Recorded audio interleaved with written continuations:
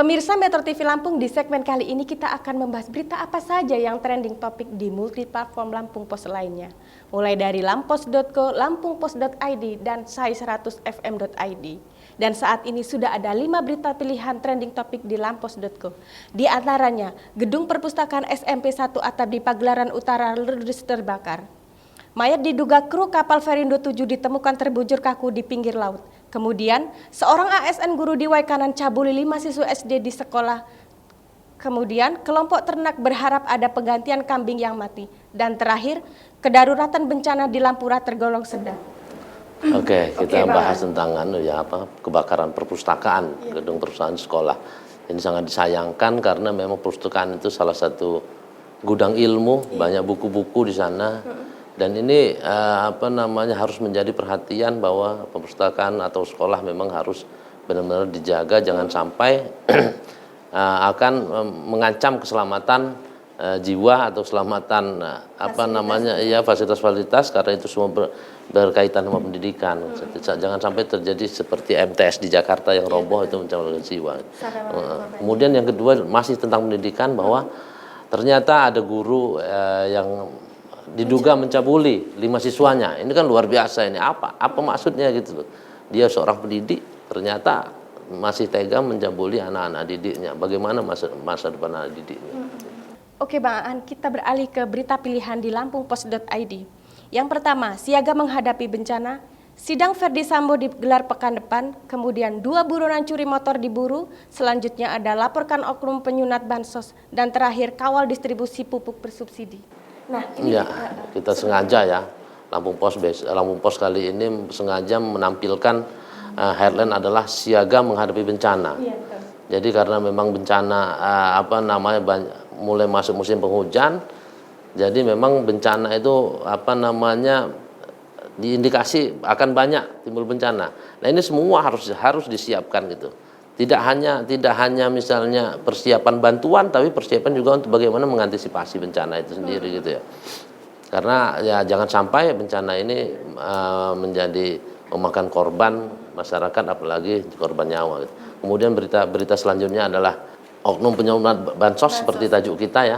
Ini harus dilaporkan, ini harus menjadi efek jera ke mereka supaya jangan sampai terulang lagi hal-hal seperti itu gitu. Berita selanjutnya adalah di halaman ragam 2 buronan curi motor diburu. Itu memang ada beberapa, ternyata kemarin sudah ditangkap tuh gembongnya gitu. Sekarang masih ada yang ditembak tidak mati, ditembak beberapa peluru gitu, cuman memang tidak mati.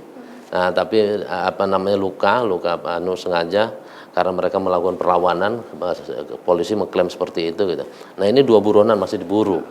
Masih ada berita lainnya tentang Verdi Sambo, sidang pekan kita masih fokus terhadap berita Verdi Sambo ini karena benar-benar seorang petinggi polisi ternyata dia melakukan pelanggaran, kejahatan gitu ya.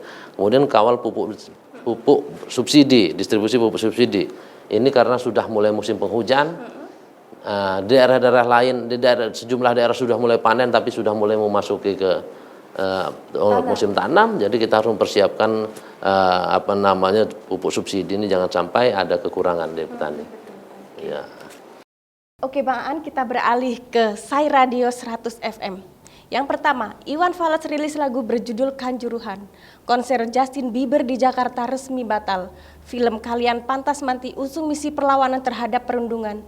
Yang kemudian tayang di Netflix, judul film Ngeri-Ngeri Sedap berubah.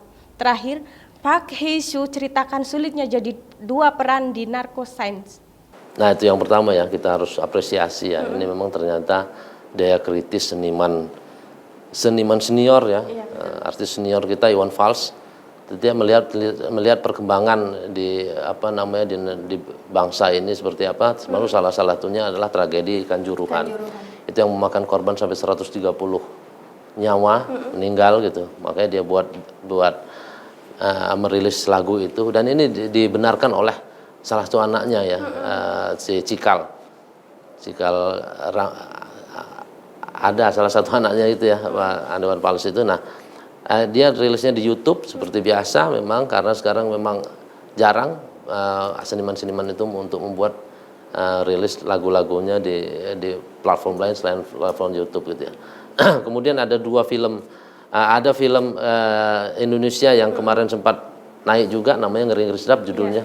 Tapi kemudian pada akhirnya saat dia tayang di Netflix harus berubah judulnya. Perubahan ini karena harus menyesuaikan dengan bagaimana kebijakan Netflix itu sendiri gitu.